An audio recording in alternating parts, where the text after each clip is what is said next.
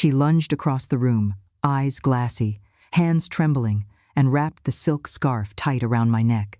The same scarf I had gifted her, lovingly, just months ago. I clawed at the fabric, gasping for breath as my back slammed into the edge of the kitchen counter. Plates shattered. A chair tipped over. She said nothing, just pulled tighter. Why? What could turn your own child into someone who looks at you like a stranger and tries to kill you? What happened between us? And why did I still love her even as the world went dark? If you want to know what happens next, stay with me until the end of the video. And if you still believe deep in your heart that God is always watching over you, silently arranging everything, then right now, leave a comment saying Amen below this video. Because who knows, at the very moment you write those words, a blessing may quietly enter your life. They say that memory is a fragile thing like lace, like porcelain, like silk. But some memories, they don't fray or crack or tear. They wrap around your throat when you least expect it, soft as breath and sharp as grief. I should know. The scarf still hangs in my bedroom closet. Pale blue, hand-stitched, silk, imported from somewhere I've long forgotten. I bought it on a whim, wrapped it in tissue paper, and gave it to June on her 18th birthday. She laughed when she opened it, threw her arms around me, and called me the fanciest mama on the block. That was before everything changed. Before I lost the girl I raised and the home I thought was safe. Before the scarf became something else. It happened in the fall. Not the soft, golden kind that turns Duluth into a postcard, but a colder one where the lake wind bites and the shadows fall early. I remember the smell of dry leaves, the distant sound of church bells, and the silence in my house. A silence too deep, like something holding its breath. That night, June had come over late. She wasn't living with me anymore, hadn't for almost a year, but she still had a key. I heard the door open, her footsteps on the old wood floor. I remember feeling something strange in my chest, like dread, like warning. Mothers feel things before they happen. It's not magic, it's just love, maybe. A love that never turns off, even when it hurts to keep it on. She stood in the kitchen doorway, wrapped in her coat, eyes darting around like a bird trapped indoors. Her hair was darker than I remembered, her face thinner. "Hey, Mama," she said, soft. "June," I said. "You look cold." "I am." So I made her tea. Chamomile. Her favorite as a little girl. We didn't talk much. She wouldn't meet my eyes. I saw the scarf tied around her purse, fluttering like a flag. That blue silk. I almost smiled. I wish I hadn't. The rest of it, the terrible part, I remember in pieces. A sharp sound. Her voice raised. My hands shaking. Something about money. Something about Travis, that boy she'd been seeing, the one I never trusted. He had fast eyes and a cruel mouth, and the kind of smile that makes you check your purse when he walks out of the room. She said I was being selfish, that the house was just wood and brick, that her future was more important. Then she moved. Quick, quicker than I thought she could. I felt the scarf first, slipping around my neck, then tightening. Her hands, my baby's hands, pulling hard, like she didn't even know she was doing it. And for a second, I didn't fight. Not because I wanted to die, but because I couldn't believe it. My body froze in place, not from fear, but from heartbreak. The kind that takes the air right out of your lungs, long before the scarf does. If it weren't for Opal Finch, I might not be telling this story. She lived next door. Widow. Hard of hearing, but sharp as a tack. She saw June's car and thought something was wrong. Said she got a bad feeling. She knocked. No answer. Then she called the police. June was gone by the time they arrived.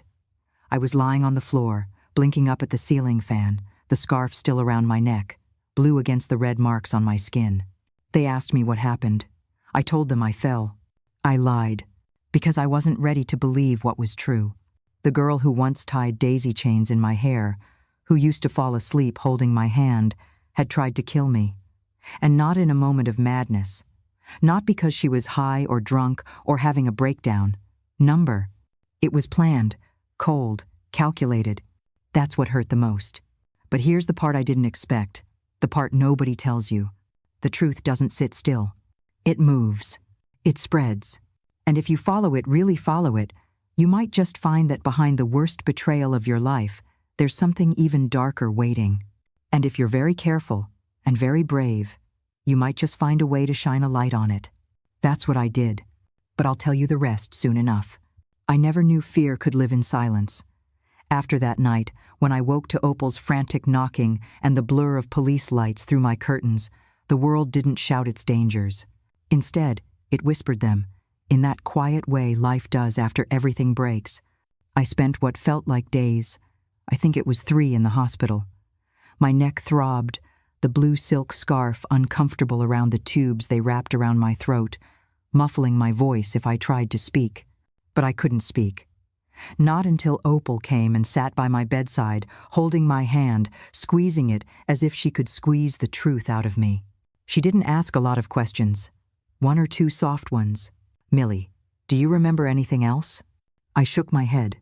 "It's okay. We'll figure it out." No one else came. Not June. Not Travis.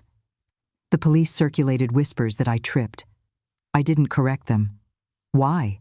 Because every time I opened my mouth to speak, I heard June's voice saying, "You don't understand, Mama." And I wasn't ready to tell the truth yet. Home felt different when I returned. The living room patched walls, faded curtains, the old grandmother clock ticking unforgivingly. Tea sat on my old sewing table, just the way Opal had left it. I picked at the cozy quilt I'd made decades ago while raising June. Stitched stars across a sky of navy blue, each one a little wish. Now that quilt felt like someone else's dream. Days passed. I visited my doctor several times to have my neck checked. Nothing was broken, he said. Bruises would fade. But my heart, that would take longer. And that was when I started noticing things. Small things. A letter slipped under my door, unsigned. Let it go.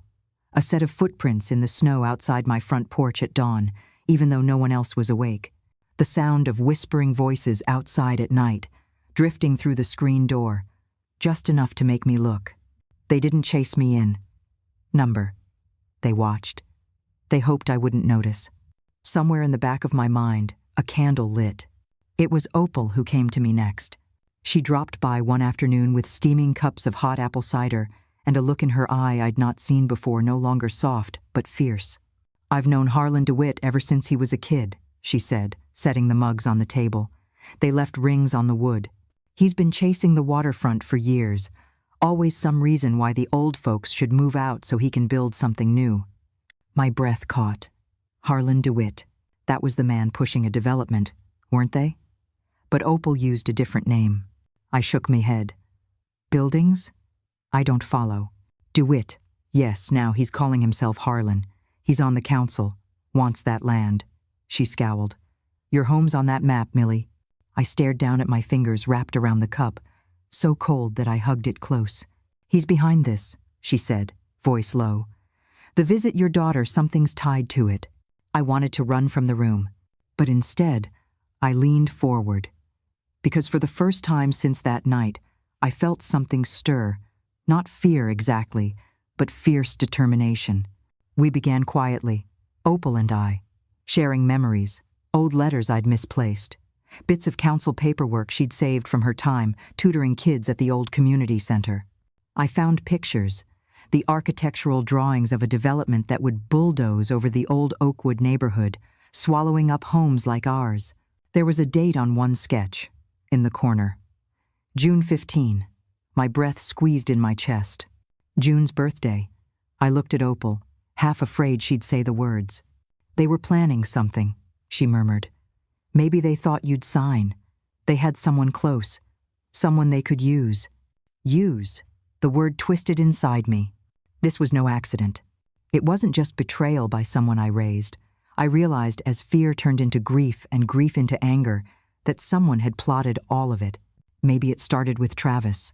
But this went further. It was the angry wind of ambition, trying to blow me from what little I had left. I called a number I'd saved months ago from a newspaper, one of those small local publications. I hadn't dared call before. I waited. The line clicked, and a voice answered. "How can I help you?" Sadi Vin. Her voice was calm, measured. She asked questions not a lot, but the kind that made me think she was careful, trustworthy. I told her I was worried. Maybe I was crazy. My daughter. She thinks I'm crazy. But I had reasons. I was scared I was not going to wake up one morning. She asked me to come by the cafe on 6th Street. I walked there. The cafe was warm, the smell of baked cinnamon rolls and strong coffee curling in the air. Sadie sat in the corner, laptop open, notepad in hand. We talked. She didn't judge me when I told her about the scarf, the bruises, June. She stopped me whenever I sneezed or coughed, checking I was all right. Then I showed her the sketches, the letter, the date. Sadie's eyes narrowed. She leaned forward. "This is more than a development, Millie. This is something bigger." She took notes. Asked about Travis, no last name I could remember at first. Then I said, "Travis Lyle." Sadie didn't blink. She told me quietly that he'd disappeared from town for a while last winter, after a stint working near the docks. No one heard from him. Some said he fled, others that he'd gone quiet.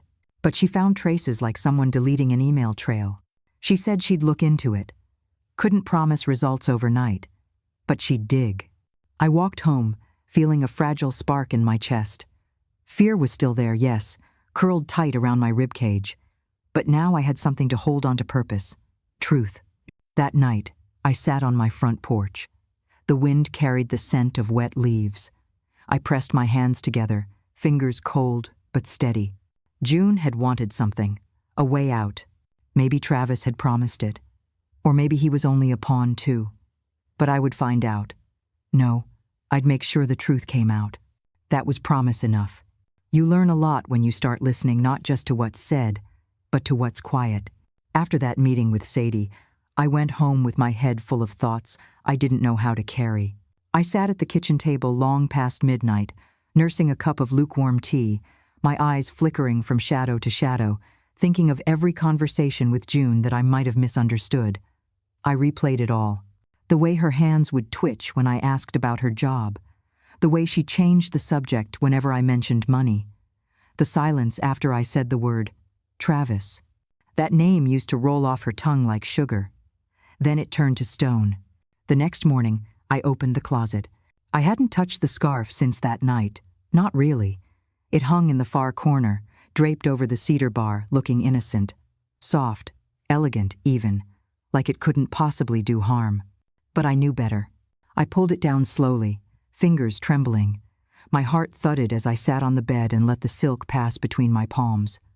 For a second, I didn't see blue. I saw June's face, 12 years old, giggling, twirling in the hallway in her church dress, pretending to be a movie star. That scarf had been meant to remind her of beauty, of grace. Now it smelled faintly of her perfume and of fear. There was something under the lining. I don't know what made me notice it. A small stitch out of place. A bump, barely noticeable unless you ran your fingers just right. I held my breath. Unraveled one side of the seam. Inside, folded tight and pressed flat, was a piece of paper, wrinkled, stained, and damp along one edge. I unfolded it carefully. It was a note. A real estate note. In my name. My signature was at the bottom. Only. I didn't sign it. The document claimed I had agreed to transfer interest in the property on Oakwood Lane in exchange for a private settlement, no number listed, no witness signature, just mine. Crooked and unfamiliar, though someone had tried to mimic my handwriting. I dropped the paper. My hands were sweating. That's when the floor creaked. It wasn't loud, just a whisper. I looked up. My front door was closed, curtains drawn. But that sound, it had come from upstairs. And I lived alone. For a moment, I froze. Not because I was scared, but because I knew what I was hearing. Someone else would have brushed it off, blamed the old wood, the cold air, but not me. This house had been mine for over 40 years. I knew its every breath, every sigh. That creak wasn't the house. It was a person. I reached for the fire poker next to the hearth. Old habit. Then I climbed the stairs. Step by step, I pressed each foot carefully, keeping close to the wall. My heart beat like a drum, but my breath stayed even. I was not a woman who panicked easily. At the top of the stairs, the hallway stretched long and dim. June's old room was to the left, My sewing room to the right. I pushed open the door to her room. Empty. Then I heard it again behind me this time. The attic. The pull cord swayed gently from the ceiling, as if someone had just let it go. I stood under it for a long second, weighing the fear in my chest against the quiet fury that had grown there over weeks. Then I reached up, pulled it down, and let the ladder creak its way open. The attic was dark, dusty, but not empty.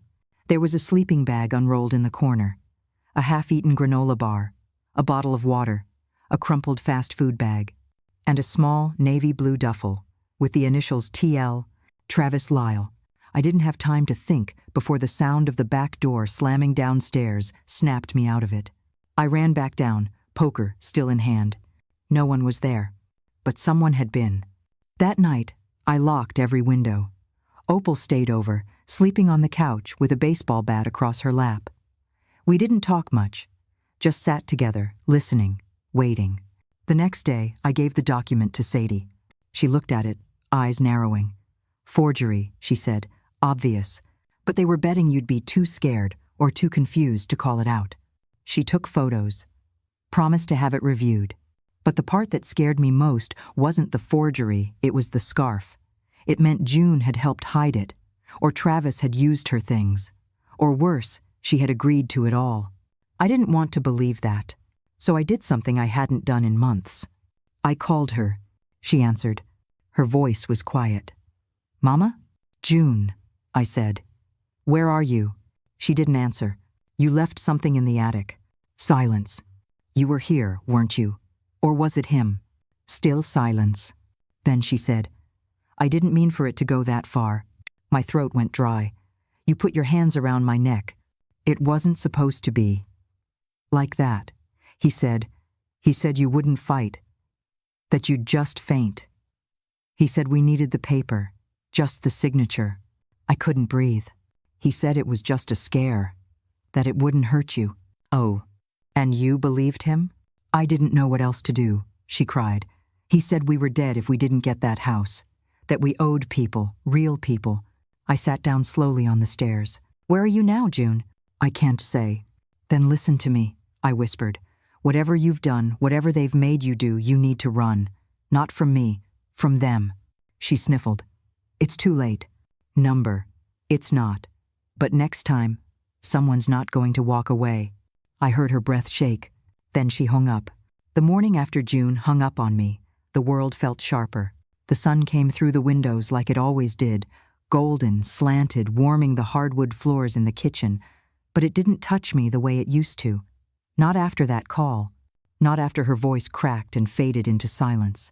I'd always thought motherhood was a kind of armor, that no matter what life threw at you, the love you carried for your child would protect you from the worst of it. But no one ever tells you what to do when the thing you're protecting yourself from is your own child's choices. And no one ever tells you what to do when love isn't enough. I spent that day cleaning. That's what women like me do when things fall apart, we clean. I wiped down windowsills that hadn't seen a rag in years, scrubbed the grout between the bathroom tiles, took every dish out of the cabinet and lined them up like soldiers on the counter. It didn't fix anything, but it kept me moving. Gave me something to hold on to while the rest of my world felt like it was turning to smoke. Around noon, Sadie came by. She had that look in her eyes, the one that said she hadn't slept but wasn't about to stop. She handed me a folder. "Background on Travis," she said. "And this." Inside was a printed email thread. Dozens of messages between someone named TLYLE93 and a real estate acquisitions lawyer named H. Beckett, working on behalf of a shell company called North Shore Futures LLC. "Guess who funds that company?" Sadie asked. I didn't answer. I already knew. Harlan DeWitt. I closed the folder. "They're laundering property," she said, "all over the East Side. Coercion, threats, forged documents, yours included. All tied to this upcoming vote on the Oakwood redevelopment project. He's pushing it through the council in 3 weeks. If he gets enough signatures, everything goes into motion by winter." My throat tightened. "And what happens to people like me?" Sadie looked at me. "They're erased. It wasn't just about my house anymore. It was about all of us. About Opal and the Weidman sisters who ran the corner shop for 40 years. About the boy down the block with a wheelchair ramp his father built by hand. About the history in our walls and the stories in our bricks. They weren't just stealing property. They were stealing belonging. I told Sadie about the attic, the duffel bag, the forgery, June's call. She leaned back in her chair, quiet for a long time. Then she said, "We need more than this. The paper trail's thin. I need someone who can follow the money, someone who knows how these guys hide their tracks." And that's how I met Walt Grissom. He came over that night with Sadie.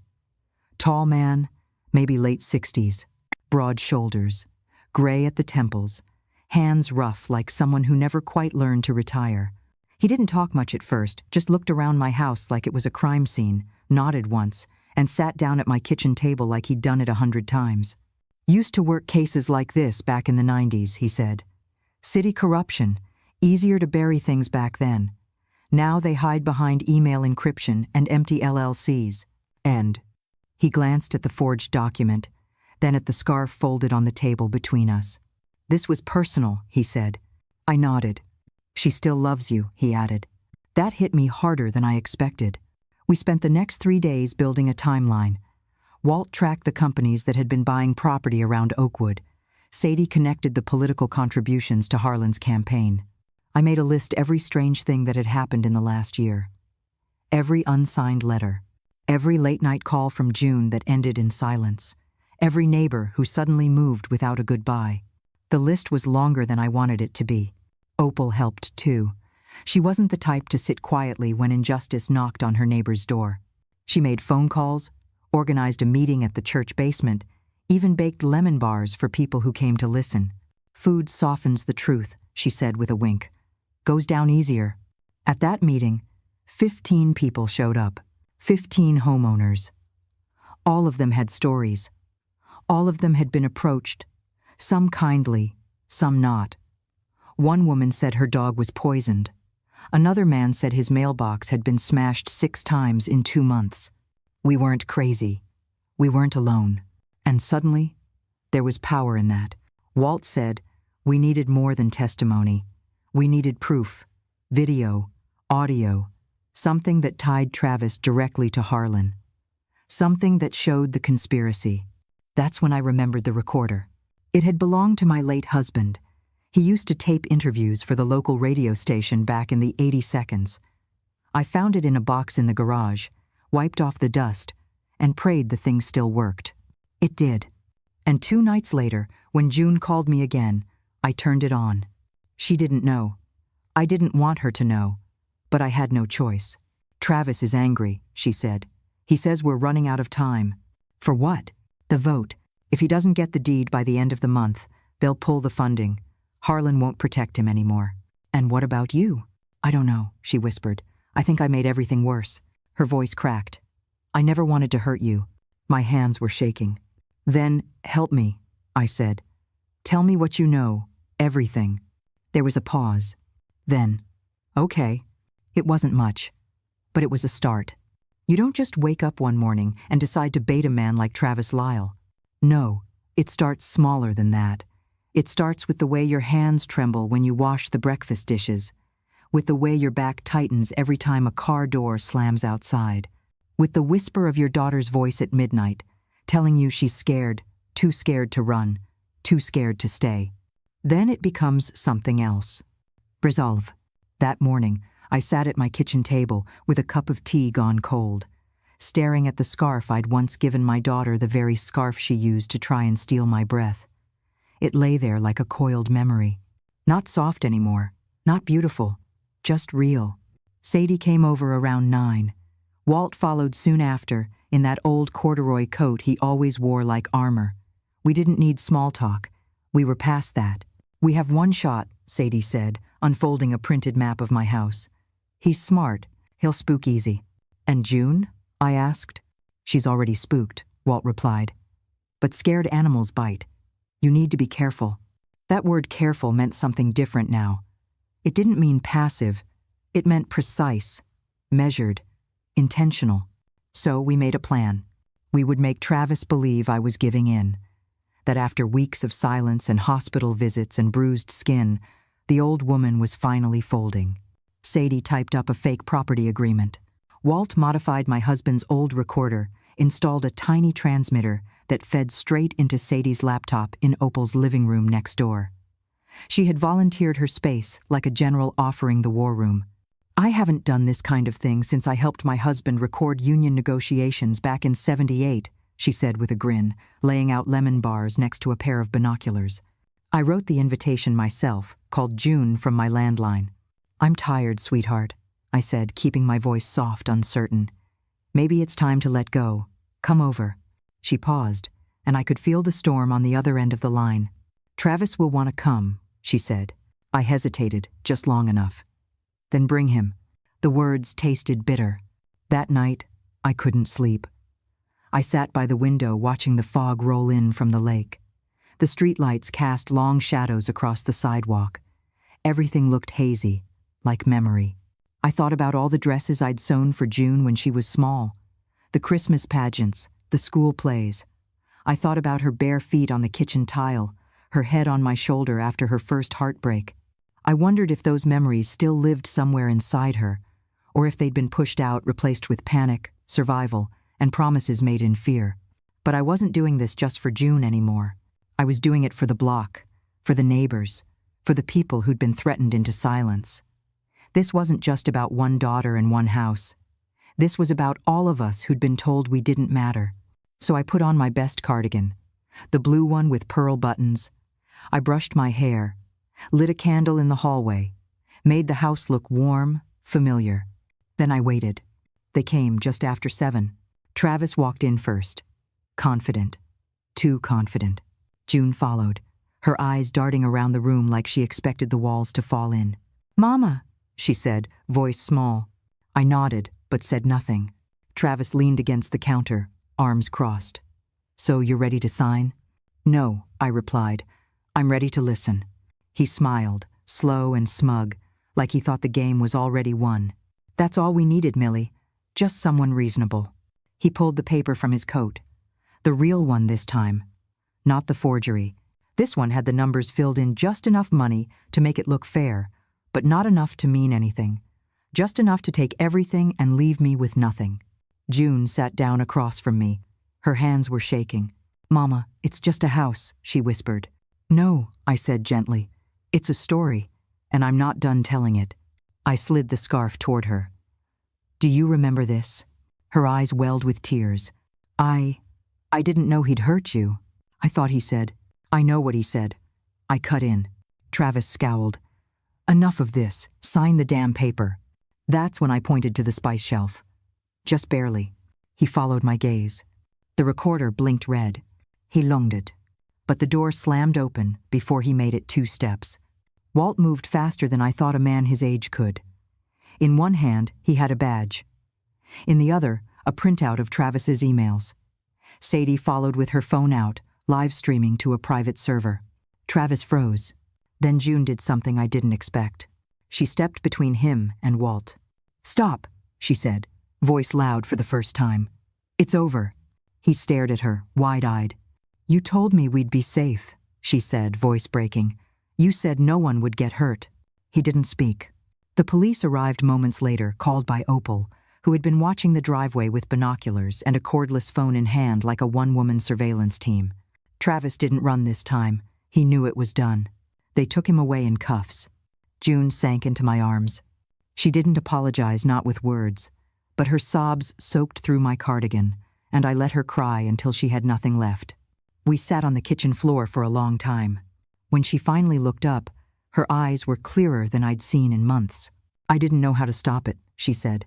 "You just did," I replied, and for the first time in a long time, I believed we might be okay. Not today, not tomorrow, but someday.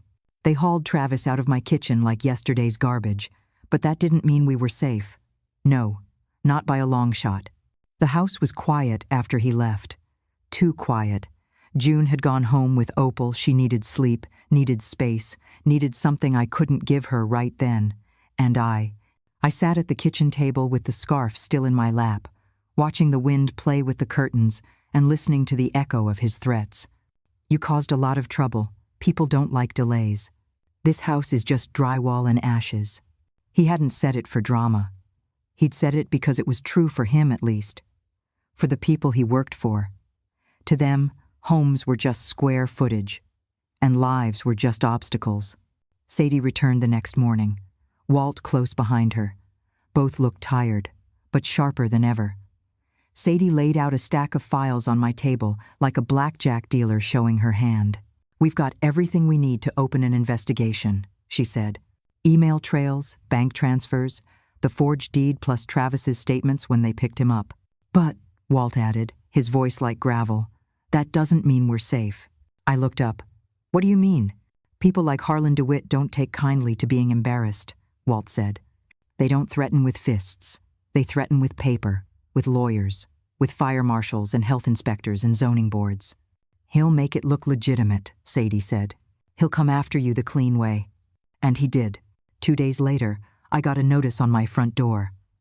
"Violation of Historic Property Code, 7B109, unregistered porch modifications."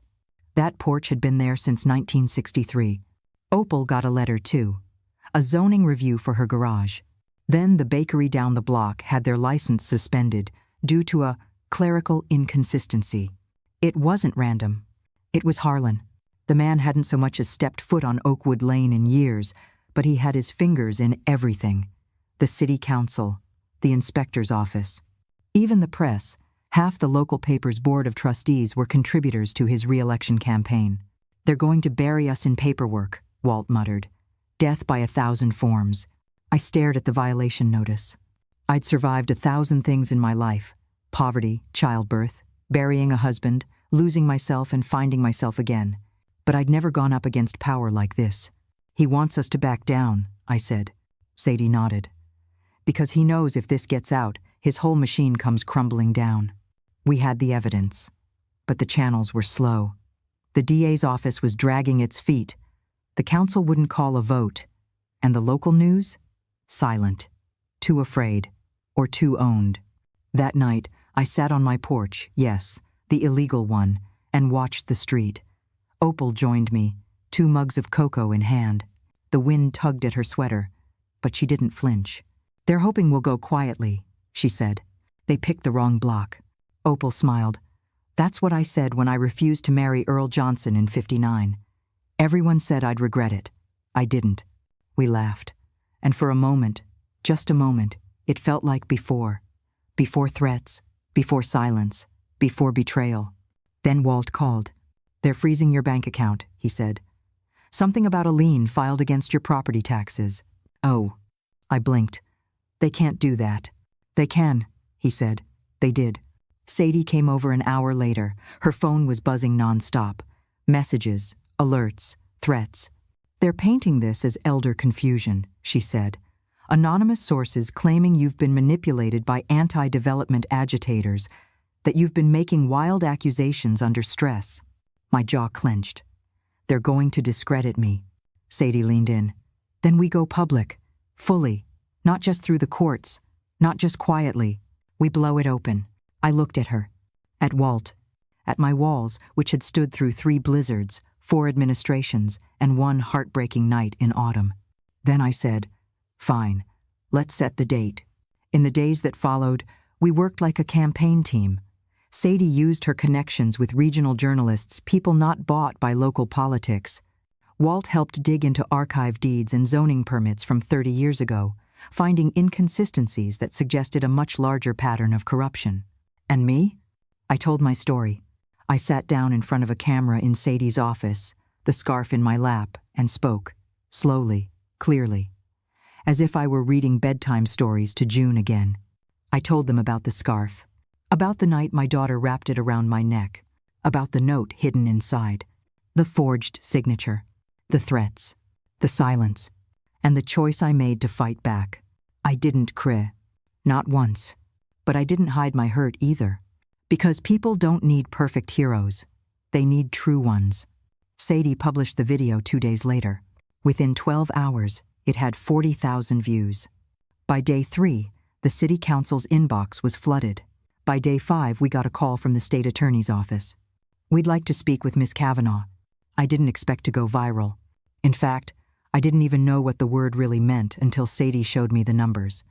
By the end of the week, over 200,000 people had watched my testimony. My face, lined and weathered, sitting in a folding chair with the blue scarf folded across my knees, was being shared across platforms I'd never even heard of. People were listening, and that scared me more than being ignored. Because when people start listening, the ones who have something to hide start moving. I got the first phone call on a Thursday morning. A man's voice. Polite, too polite. "Miss Kavanaugh," he said, "I'm calling on behalf of the North Shore Redevelopment Council. We'd like to offer you a settlement." I didn't answer. He went on, like a man reading from a script. "We believe this situation has escalated unnecessarily. Mr. DeWitt is willing to extend a gesture of goodwill, full value for your property, plus moving expenses." "And if I say no?" I asked. A pause, just long enough to say everything. "We'd hope that won't be necessary." Click. I stared at the receiver for a long time. They weren't threatening me anymore with darkness. They were doing it in broad daylight. Sadie wasn't surprised. "They're softening the field," she said. "See if you'll crack now that everyone's watching. If you cave, the story dies." "I'm not caving," I said. "I know." But knowing didn't make it easier. The next few days were a blur. Reporters camped out on my sidewalk. Old friends I hadn't heard from in 20 years sent flowers and messages. A former student of my husband's even stopped by, eyes full of tears, whispering, "Thank you for not backing down." I smiled. I hugged. I answered questions when I could. But inside, I felt like I was holding my breath, because for every show of support, there was something else. A slashed tire on Sadie's car. A brown envelope with no return address left on Walt's doorstep inside. Photos of his granddaughter walking home from school. Graffiti on Opal's mailbox, "Liar." And on a Sunday morning, someone threw a rock through my kitchen window. No note, no warning. Just a rock. I swept the glass with shaking hands. That night, June came to see me. She knocked quietly, stepped in without waiting. She wore a hoodie, hood up, sleeves pulled over her fingers like a child trying to disappear into cloth. "They're getting desperate," she said. "They're getting sloppy," I corrected. She didn't smile. "Mama, I don't think this ends with Travis," she whispered. "I think he was scared too, of something worse." I sat across from her. "What do you mean?" He said there were people behind Harlan. Real people. Money. Old money. He talked about someone named Norwood. Said even Harlan was just a face. The name didn't ring any bells. But Walt knew it. He came over the next morning. Coffee in one hand, old newspaper clippings in the other. "Norwood Holdings," he said. "Private equity group based out of Chicago. Silent investors in dozens of Midwest real estate firms. They funnel money through cutouts, no direct fingerprints." Sadie looked over the articles. "They're ghosts." "Rich ghosts," Walt added. So we had a new name. But names weren't enough. We needed pressure. That's when Sadie pitched the town hall. "Public forum," she said. "We call them out, in front of everyone. No edits, no lawyers, no press filters." "You think he'll show?" I asked. "Harlan's a narcissist," Walt said. "He won't be able to resist." We set the date. Wednesday evening. Community center. Flyers went out, social media posts spread. The whole block buzzed with quiet electricity. People were ready, angry, hopeful, and afraid. June helped me pick out a dress. Nothing fancy, just navy blue, simple, clean. I pinned my hair back. Opal loaned me a brooch shaped like a dove. "Let them see who they're really trying to scare," she said. The night of the town hall, the community center was packed. Folding chairs lined every wall. People stood in the aisles, pressed shoulder to shoulder. The air buzzed with tension and heater hum. Walt sat to my left. Sadie set up her live stream equipment near the back. June sat in the second row, her fingers laced so tightly they turned white. Then he arrived. Harlan DeWitt. Tall, impeccably dressed. That politician's smile, just enough teeth to look sincere, just enough distance to feel safe. He walked in like he owned the floorboards. He stood at the podium, flanked by 2 city lawyers, and a man I didn't recognize, slick hair, expensive shoes, eyes like smoke. Norwood. I didn't need anyone to say it. I just knew. Harlan started with charm, thanked the community, talked about progress and opportunity and shared futures. He mentioned jobs. He mentioned tax revenue. He mentioned unfortunate misunderstandings. And then he said my name. Miss Kavanaugh is a beloved member of our community, and while we disagree on certain facts, I believe her heart is in the right place. I stood. The room hushed. I didn't raise my voice. I didn't need to.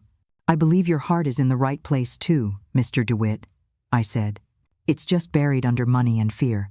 A murmur rippled through the room. I may be old, but I'm not stupid, I continued. You didn't come here to clarify anything. You came to clean up. You brought lawyers and shadows and threats. I held up a copy of the forged deed. You tried to steal my home. Then I held up the scarf. You tried to break my family. A beat of silence. Then applause. Slow at first, then louder and louder. Harlan didn't speak again that night, nor did the man beside him. But they didn't leave either. They watched, measured, waiting. After the town hall, the street felt different. It wasn't just that people were talking, it was how they talked. Strangers stopped me outside the post office, in the checkout line at the pharmacy. Their voices were low, their eyes sharp. You said what we were all thinking, one man whispered. About time someone stood up to them, said a woman with a toddler on her hip. It was quiet revolution, growing root by root under the feet of those who thought they owned the city. But revolution doesn't go unnoticed. Not by people like Norwood. 3 days after the town hall, a car parked outside my house. Black, sleek, too clean for the neighborhood.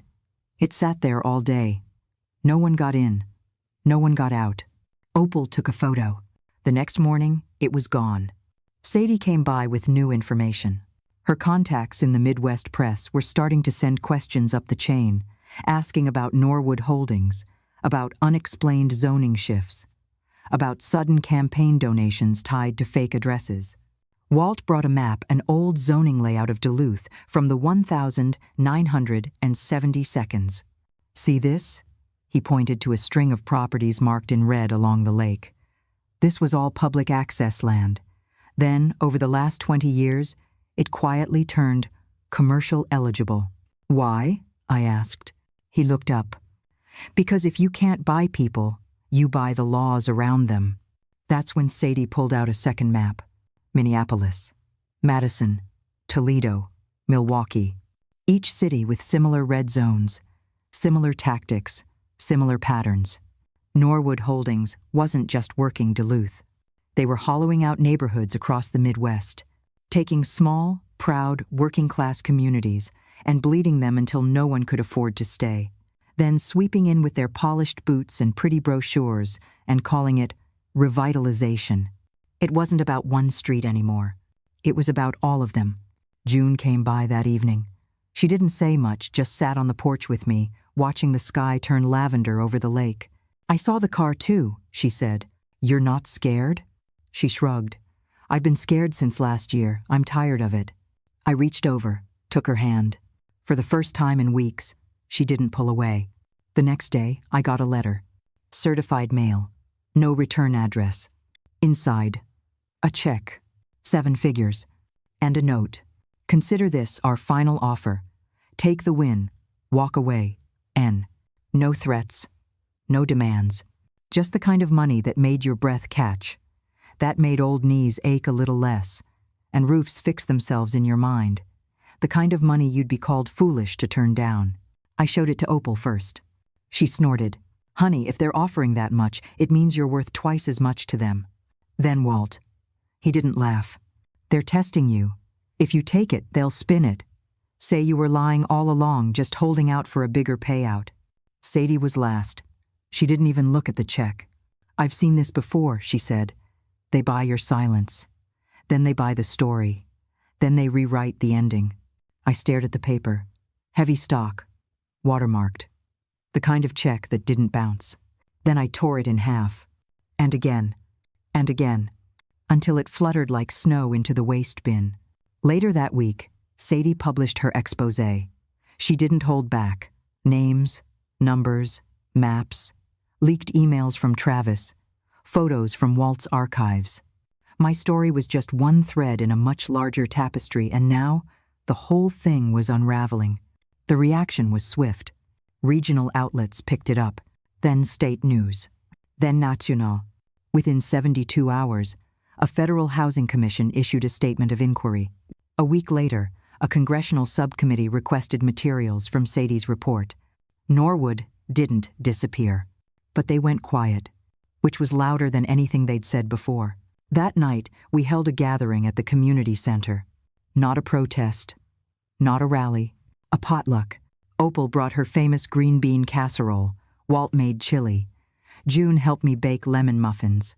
The air buzzed with laughter, spoons clinking against bowls, chairs scraping wood. We weren't celebrating a victory. We were celebrating each other. And sometimes, that's the most dangerous thing you can do to a system built on silence. Be loud and be together. As I looked around the room at the faces of people I'd lived beside for decades, I realized something. This wasn't the end. This was the middle. The part of the story where the roots take hold, where the trees stop leaning and start standing tall. And I knew, as sure as I knew my own name, that whatever came next, we were ready. Victory doesn't feel like a parade.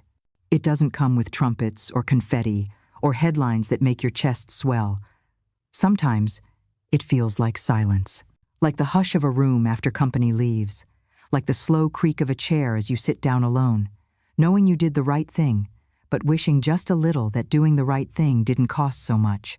It had been 2 weeks since Sadie's story went national, since Norwood disappeared behind a wall of silence and corporate denials, since Harlan DeWitt announced he was taking a temporary leave from public service to focus on personal matters. We weren't dancing in the streets. We were sweeping glass from our porches, patching up walls, and rebuilding our routines. Life was quieter, but it was stronger too, like something had settled, like the wind had changed. And then Opal didn't come to breakfast. We had a tradition, her and I. Every Saturday morning, she'd bring over coffee from the little cafe near the post office, black for her, cream and sugar for me, and we'd sit on the porch, talk about everything and nothing. The weather, the city council, the birds, our husbands. She'd been there every week for 17 years. Except this one. I tried calling. No answer. Walked next door. Knocked once. Twice. Nothing. The door was unlocked. That alone was enough to make my chest go tight. I found her in her armchair. Book on her lap. Eyes closed. Peaceful. Still. Too still. They said it was her heart. That it had been coming for a while, but she didn't say anything. Didn't want to worry me. I sat on her porch until sundown. I don't remember what I thought about. Maybe I wasn't thinking at all, just sitting in the absence of someone whose presence had held me up for so long. People came. They brought flowers, cards, hugs. Sadie and Walt helped with the arrangements. June stayed by my side the whole time, quiet and steady, like she was trying to hold me the way I had once held her. She was proud of you, June whispered. She was stubborn, I replied. She said those were the same thing. We laughed, then cried. The funeral was small, intimate. The chapel smelled of lavender and lemon balm, 2 things Opal loved. I brought one of her quilts, draped it over the pew. Sadie read a poem. Walt spoke 3 sentences. June held my hand the entire time. And when it was over, I walked home alone. That night, I sat at the kitchen table with the scarf in my lap. The scarf. So much had started with that silk. I thought about burning it once, but something stopped me, because it wasn't the scarf's fault. It was just a thing. It had carried pain, yes, but it had also carried beauty, memory, love. Like everything in this house, like everything in this life, the good and the bad don't come in separate boxes. They come braided together, like yarn, like roots. You can't untangle one without tearing the other. And maybe you're not supposed to. The next morning, I opened a drawer in Opal's kitchen. She'd once told me, if anything ever happens to me, Millie, you'll find what matters in the 3rd drawer. Inside, a letter, written in her loopy handwriting, addressed to me. Don't stop now, it began. She'd known it was coming. And she'd been watching me the whole time. She believed we were starting something bigger than ourselves, and she wanted me to finish it. Tell them, the letter ended. Tell the ones who come after us what we stood for, so they'll remember to stand, too.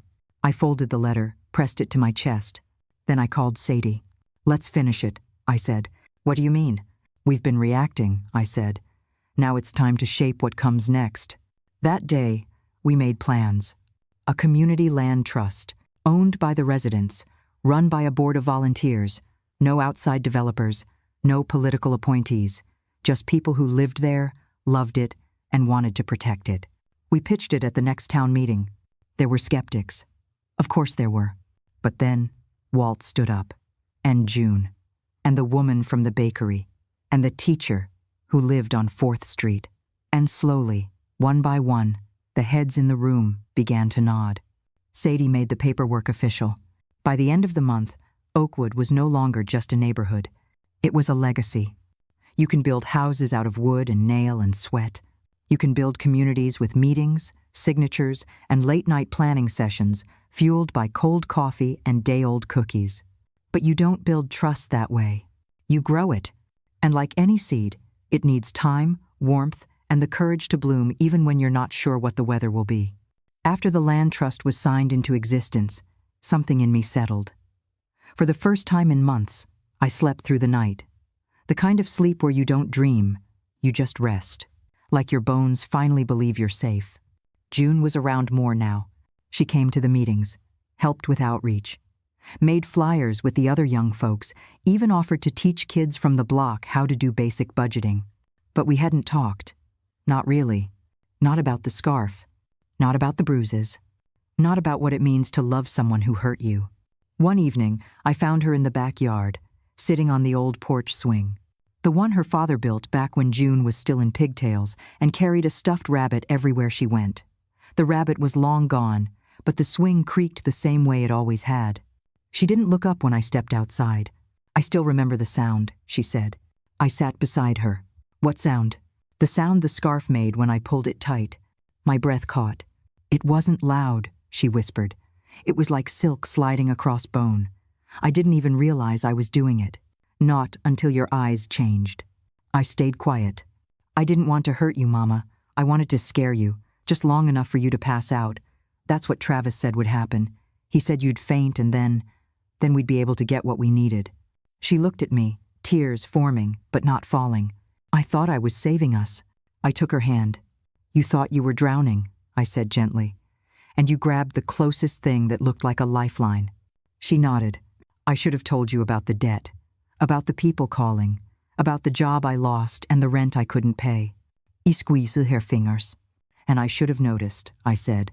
I was so busy mourning your father, trying to hold everything together, I didn't see you slipping. She leaned her head on my shoulder. You didn't deserve what I did. No, I said, but I understand it now. And that's a start. End quote. We rocked on the swing in silence, the kind only a mother and daughter can share, full of pain, full of healing, full of the space between who we were and who we are trying to become. The next morning, June brought me a box. I want you to see this, she said. Inside were papers, receipts, emails, letters she'd saved from the months before everything happened. Bills in her name, threats from Travis's contacts, photos of bruises on her arms, ones she'd hidden under sweaters. I was afraid you'd blame me, she said. I did. At first. Then I blamed myself. Now, I just wanted to move forward. You don't have to carry this alone anymore, I told her. She broke then. Not loud, not dramatic. She just folded into my arms and wept like a little girl. And I held her, just like I had the day she was born. Later that week, we found an old sewing machine in the attic, rusty but still humming when plugged in. Think you could teach me? June asked. I laughed. You've got 10 thumbs. Then start with something simple. We picked out fabric deep maroon, soft like memory. She wanted to make a pillowcase. I showed her how to thread the bobbin, how to press the foot pedal just enough, how to guide the cloth like you're holding something alive. She messed up 3 times, but the 4th was perfect. We sat side by side, the machine buzzing between us, the light of late afternoon painting the floor in amber. And I realized something. The house felt full again, not just with people, but with hope. Not the kind you shout from rooftops. The kind you stitch, quietly, into the corners of things. The kind that lasts. Some truths don't disappear. They don't fade, or rot, or blow away with the seasons. They settle. Deep. Like silt in the bottom of a lake. Like old letters in the back of a drawer. Like the look in someone's eyes right before they tell you everything except they don't. I thought I had unearthed all the secrets. But it turns out, the biggest one was mine. It started with a newspaper clipping. Sadie had been digging through city archives, trying to connect Norwood holdings to earlier land seizures, when she came across an article from 1964. It was brittle, yellowed, and half-torn at the edges.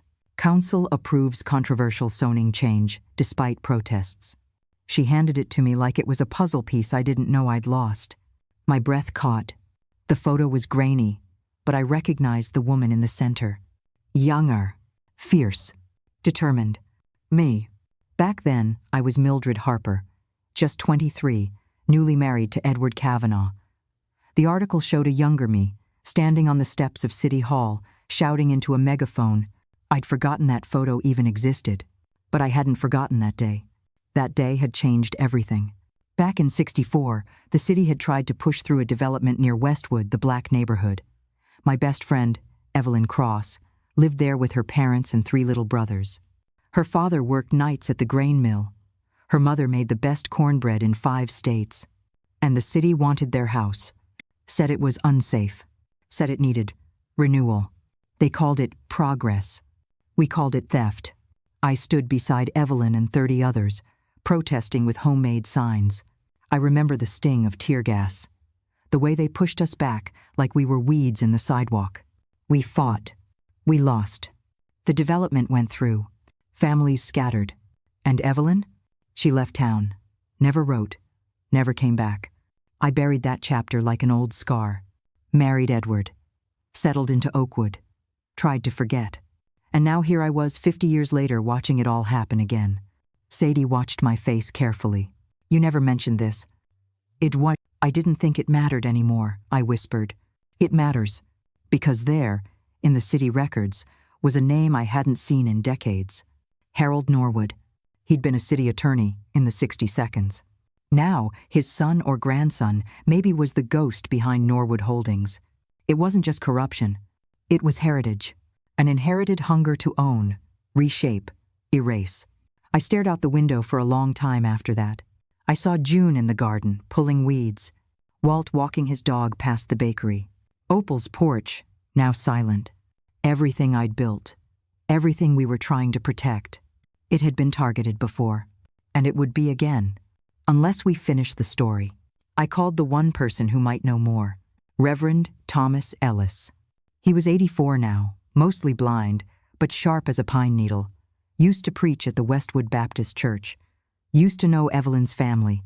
When I told him who I was, there was a long pause. Then he said, "I've been waiting for this call for 60 years. We met the next day, at the church. It had been rebuilt after a fire in '71. He walked me through the empty sanctuary, hand on my arm, steps slow but steady. They buried what happened, he said. Not just with silence, with policy, with ink. He handed me a folder sealed with a brittle rubber band. Inside, old affidavits, letters, city documents signed by Harold Norwood. One even showed land reassigned to a shell company just like North Shore Futures. The playbook hasn't changed, he said. Just the names. Why keep all this? I asked. Because someone would come looking, he said. And when they did, I wanted them to find more than smoke. I left the church trembling. Not from fear, from knowing. Knowing that we now had a link that stretched back generations. A pattern, a plan. And with that, we could do more than resist. We could expose. That night, I spread the old papers across my dining table. June helped sort them. Sadie scanned each one. Walt double-checked the legal references. And I sat in the quiet of my home, scarf folded on my lap, and whispered into the silence. Evelyn, we're finishing what we started. Truth, when it finally arrives, doesn't need a parade. It just needs to be heard. After Reverend Ellis handed me that folder of documents, There was no going back. The truth wasn't speculation anymore. It was tangible. Names, signatures, patterns of corruption so consistent it was almost boring. Almost. Sadie's eyes sparkled as she scrolled through the scanned files. "This isn't just a story," she said. "This is a blueprint for systemic abuse." Walt nodded. "And it spans decades. You think this'll stay in Duluth?" "No," Sadie whispered. "But it might start here." And so, we planned. Not a protest. Not a lawsuit. A broadcast.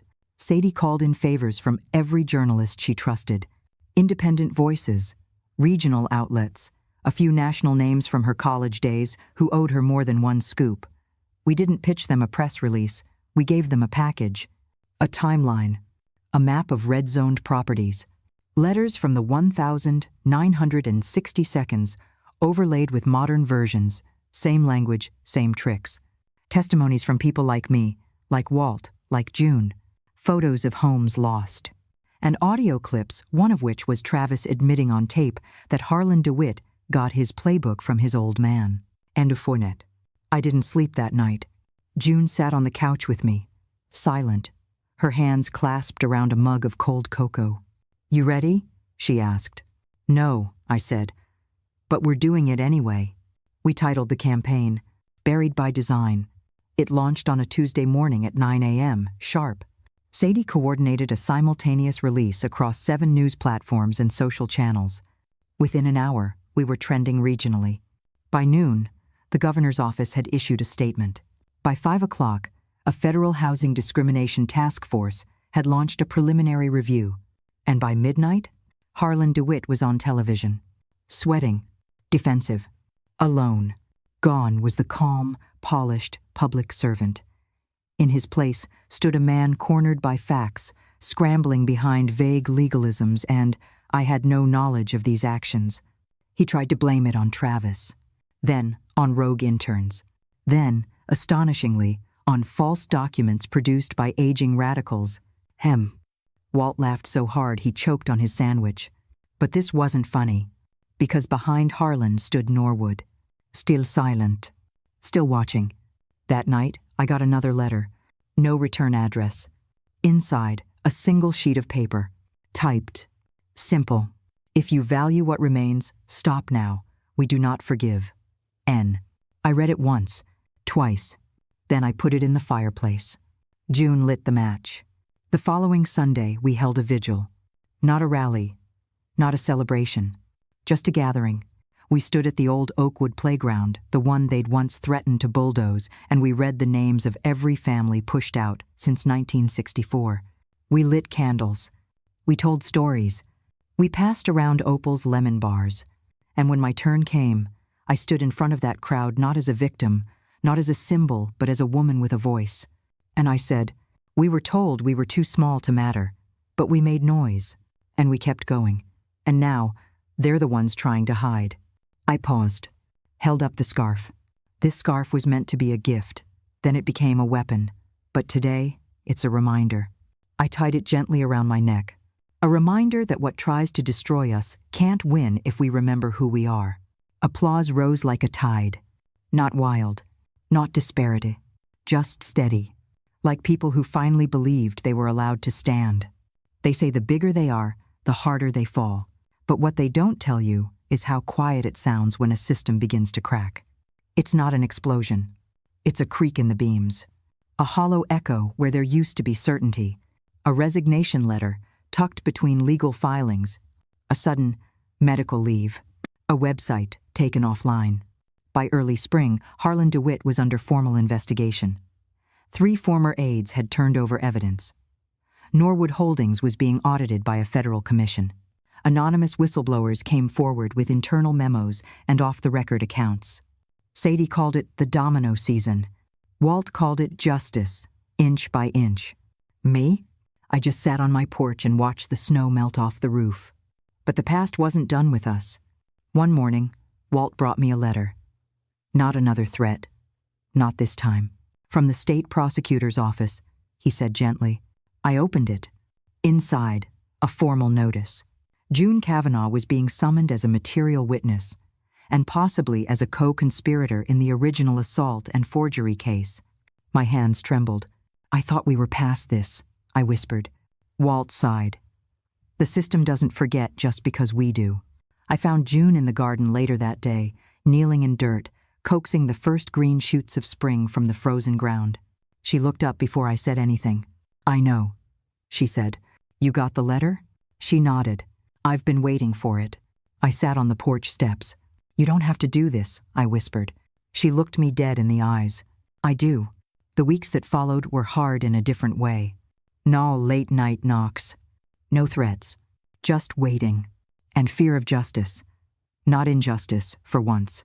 June worked with a lawyer. Sadie helped find someone who believed in rehabilitation, not retribution. She gave a full statement, turned over every document she had, offered to testify against Travis and his network. "She's the key to their conviction," the lawyer said. "But they want a charge on her record," I said. "They want a symbol," he corrected. I sat on my porch that night, the scarf in my lap. How do you protect someone from the very thing they've already owned? How do you say, "I forgive you," when you know the world won't? The answer is, you don't. You let them stand, even if it breaks your heart. The day of the hearing, the courtroom was full. Not with press, not with protesters, just community. People from Oakwood, the bakery owners, the teacher, the boy with the wheelchair ramp, and Evelyn Cross. She had returned to Duluth after seeing the story online. She walked in with her gray hair tied back and her cane tapping steady on the floor. We held hands. 50 years had passed. But the bond? Unshaken. The judge was firm but not cruel. He listened. He asked. He considered. And then he ruled. No jail time, but a permanent mark. A deferred sentence. Community service. Mandatory therapy. And the label, aiding and abetting. June cried on the steps of the courthouse. Not from shame, from relief. "It's more than I deserved," she said. "No," I replied. "It's exactly what you earned because you faced it." That evening, we walked back to the garden.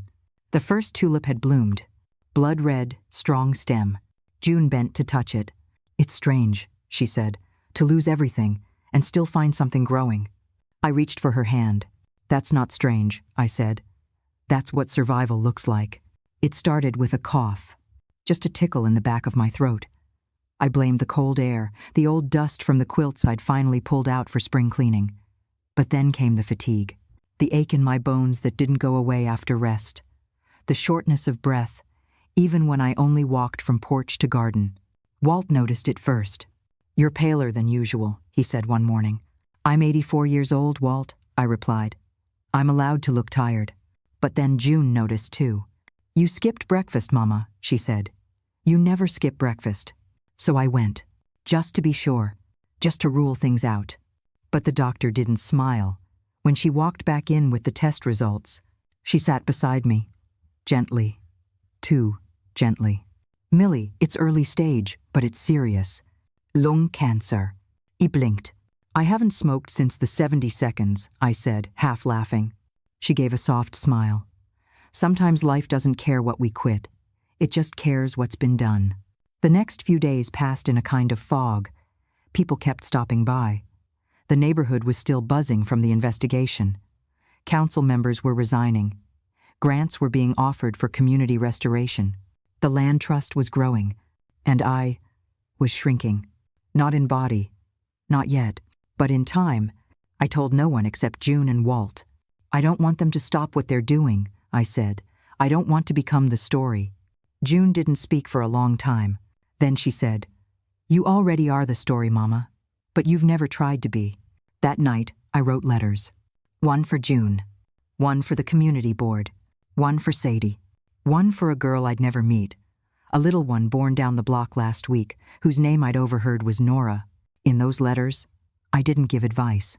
I gave memory of what it meant to stand when no one thought you could, of what it meant to lose and still keep walking, of what it meant to love people even when they failed you.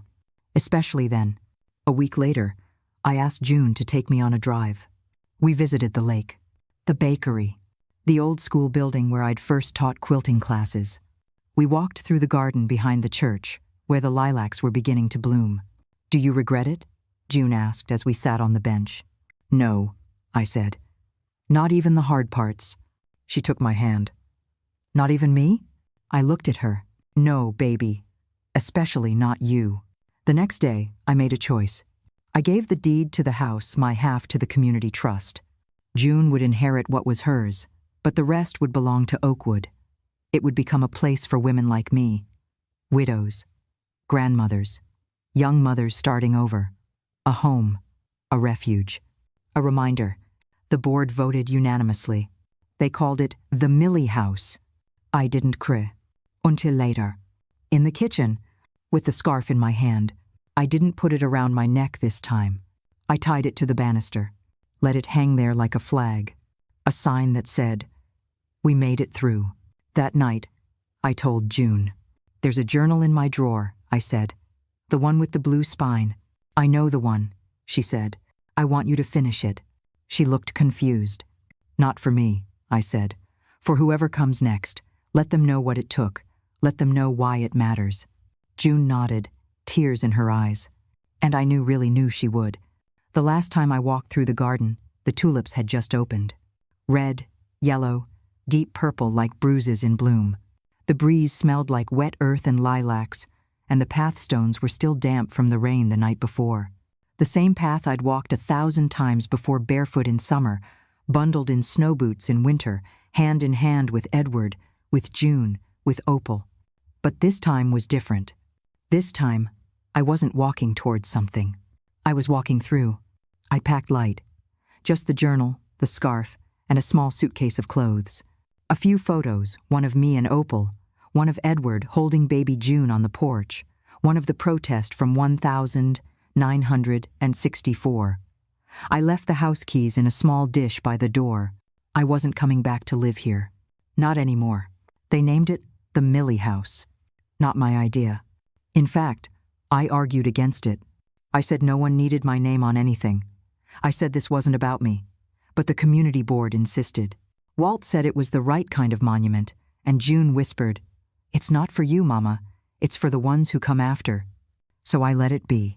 The house would remain exactly as it was, modest, warm, a little creaky in the floors, but solid, just like the women it was meant to hold. Widows, survivors, single mothers with nowhere to go, teen girls aging out of foster care, women rebuilding their lives one stitch at a time. They wouldn't come here for luxury. They'd come for belonging. And they'd find it. That was the promise. On the day I moved out, the sun came through the clouds just long enough to throw a golden glow on the porch rail. June helped me with the suitcase. Walt brought over a pie. Sadie took a photo of us in front of the sign. The Millie House, a place to begin again. There were tears, yes. But not the kind that end things. These were soft tears, grateful ones. I walked slowly to the car, hand in hand with June. And I didn't look back, because I already knew what was behind me. Roots. And what was ahead. That didn't scare me anymore. The new place was quiet. A small unit at the community care home. Nothing fancy. One room, a shared kitchen, a little balcony with just enough space for a rocking chair and a few potted herbs. I brought basil and thyme and one little pot of marigolds that Opal had planted from seed the year before she passed. I sit out there most mornings now, watch the sun rise over the rooftops. The scarf hangs on the back of my chair, catching the wind. Not around my neck anymore. I've let it go. It used to symbolize guilt, then forgiveness. Now it just island. Like breath, like light, like memory that no longer asks for pain. June visits often. Sometimes she brings the girls from the house young, cautious, with eyes that say, "Can I trust this world again?" They sit with me on the balcony. Sometimes they ask questions. Sometimes they just want to sit and sew. Sometimes they tell me things they've never said out loud. I never thought I'd live this long. I thought I was broken for good. I used to be afraid of quiet. And I listen, because that's what they need. Not answers. Witness. Someone to nod, to remember, to say softly, "You're not alone." June's working at the school now, teaching reading to adults. She's also halfway through a memoir project, Our Story, she calls it, even though most of the pages are hers now. She let me read one chapter last week. The title was, The Day My Mother Didn't Let Go of Me. I wept, not from pride, from relief, because I know now that I didn't fail her. Not completely, because she's still here, still growing, still writing, still loving me back. They say you D twice. Once when your heart stops, and once when someone says your name for the last time. I think that's wrong. I think you live again every time someone remembers the way you smiled, or the sound of your laugh, or the way you stood up, even when your knees ached, even when your voice cracked, even when you were scared. And if you did it for something bigger than yourself, for your children, for your neighbors, for a world that should be kinder than the one you were handed, then maybe, just maybe, you never really leave at all. If you're hearing my voice now, whether you're 50 or 85 or somewhere in between, know this: you're not too old to begin again. You're not too broken to be part of something beautiful. And you're not too late to matter. Not today. Not ever. What did you feel while listening to this story all the way through? If it touched your heart, leave the number 1 inch the comments. If you didn't feel connected to it, feel free to write 0. Every piece of feedback means a lot to me, because it's thanks to you that I can keep going. It's from your responses that I draw the energy to tell the next chapter. A new story is coming, even deeper, even more moving, and I truly hope you'll be there to listen with me.